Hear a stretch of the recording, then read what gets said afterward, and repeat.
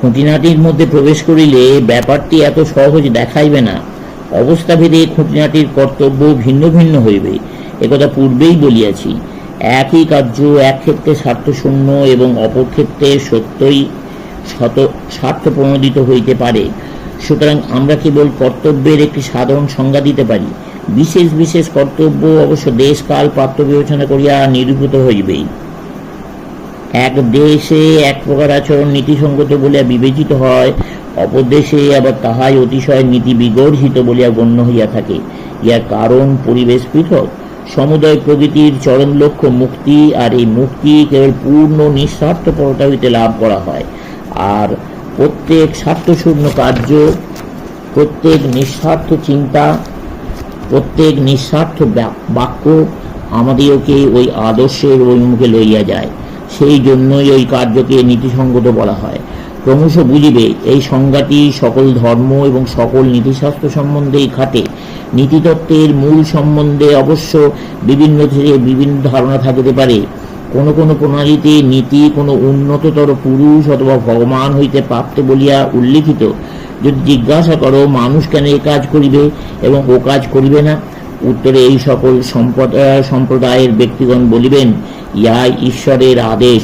কিন্তু যেখান হইতে তাঁহারা ইহা পাইয়া থাকুন না কেন, তাঁদের নীতিতত্ত্বের মূল কথা নিজের চিন্তা না করা, অহংকে ত্যাগ করা। এই প্রকার উচ্চ নীতিতত্ত্ব সত্ত্বেও অনেকে তাদের ক্ষুদ্র ব্যক্তিত্ব ত্যাগ করিতে ভয় পান। যে ব্যক্তি এইরূপে ক্ষুদ্র ব্যক্তিত্বের ভাব আঁকড়াইয়া থাকিতে চায়, তাকে বলিতে পারি, এমন একজনের চিন্তা করো যে সম্পূর্ণ নিঃস্বার্থ, যার নিজের জন্য কোনো চিন্তা নাই, যে নিজের জন্য কিছু করে না, যে নিজের পক্ষে কোনো কথা বলে না। এখন বলো দেখি তার নিজত্ব কোথায়? যতক্ষণ সে নিজের জন্য চিন্তা করে, কাজ করে বা কথা বলে, ততক্ষণই সে তার নিজেকে বোধ করে। সেই যদি কেবল অপরের সম্বন্ধে, জগতের সকলের সম্বন্ধে সচেতন থাকে, তাহলে তার নিজত্ব কোথায়? তার নিজত্ব তখন একেবারে লোপ পাইয়াছে। অতএব কর্মযোগ, নিঃস্বার্থপরতা, সৎকর্ম দ্বারা মুক্তি লাভ করিবার একটি ধর্ম ও নীতি প্রণালী। কর্মযোগীর কোনো প্রকার ধর্মমতে বিশ্বাস করিবার আবশ্যকতা নাই। তিনি ঈশ্বরে বিশ্বাস না করতে পারেন, আত্মা সম্বন্ধে অনুসন্ধান না করিতে পারেন, অথবা কোনো প্রকার দার্শনিক বিচার না করিতে পারেন, কিছুই আসে যায় না।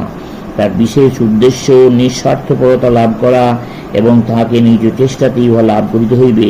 তাহার জীবনের প্রতি মুহূর্তই হইবে উহার উপলব্ধি। কারণ জ্ঞানী যুক্তি বিচার করিয়া বা ভক্ত ভক্তির দ্বারা যে সমস্যা সমাধান করিতেছেন, তাহাকে কোনো প্রকার মতবাদের সহায়তা না লইয়া কেবল কর্ম দ্বারা সেই সমস্যারই সমাধান করিতে হইবে। এখন পরবর্তী প্রশ্ন, এই কর্ম কি? জগতের উপকার করা। রূপ এই ব্যাপারটি কি? আমরা কি জগতের কোনো উপকার করিতে পারি? উচ্চতম দৃষ্টি হইতে বলিলে বলিতে হইবে না, কিন্তু আপেক্ষিকভাবে ধরিলে হ্যাঁ বলিতে হইবে। জগতের কোনো চিরস্থায়ী উপকার করা যাইতে পারে না। তা যদি করা যাইত, তাহলে ইহার এই জগৎ থাকিত না। আমরা 5 মিনিটের জন্য কোনো ব্যক্তির ক্ষুধা নিবৃত্ত করিতে পারি, কিন্তু সে আবার ক্ষুধার্ত হইবে। আমরা মানুষকে যাহা কিছু সুখ দিতে পারি, তা ক্ষণস্থায়ী মাত্র। কেউই এই নিত্য আবর্তনশীল সুখ দুঃখ রাশি একেবারে চিরকালের জন্য দূর করিতে পারে না। জগতে কি কাহাকেও কোনো নিত্য সুখ দেওয়া যাইতে পারে?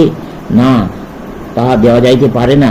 সমুদ্রে কোথাও ঘর সৃষ্টি না করিয়া একটি তরঙ্গ তুলিতে পারা যায় না। মানুষের প্রয়োজন ও লোভের অনুপাতে জগতের ভালোর সমষ্টি বরাবর একই প্রকার, সর্বদাই সমান। উহা বাড়ানো বা কমানো যায় না।